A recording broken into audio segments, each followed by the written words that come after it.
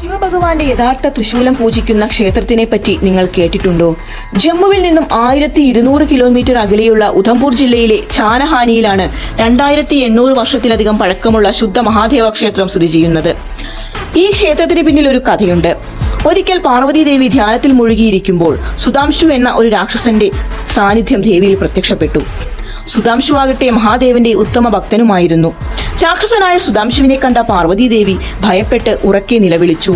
ധ്യാനത്തിലായിരുന്ന മഹാദേവൻ ആ ശബ്ദം കേട്ട് പാർവതി ദേവി അപകടത്തിലാണെന്ന് തെറ്റിദ്ധരിച്ച് ഉടൻ തന്നെ തന്റെ ശക്തമായ തൃശൂലം സുധാംശുവിന് നേരെ എറിഞ്ഞു.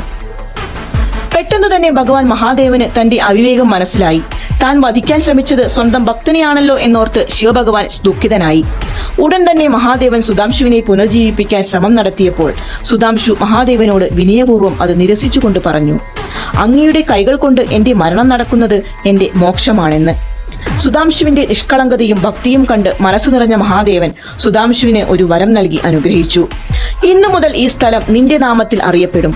അതിനുശേഷം മഹാദേവൻ തന്റെ തൃശൂലത്തിനെ 2 കഷ്ണങ്ങളാക്കി ആ ക്ഷേത്രത്തിൽ സ്ഥാപിച്ചു എന്നാണ് വിശ്വാസം.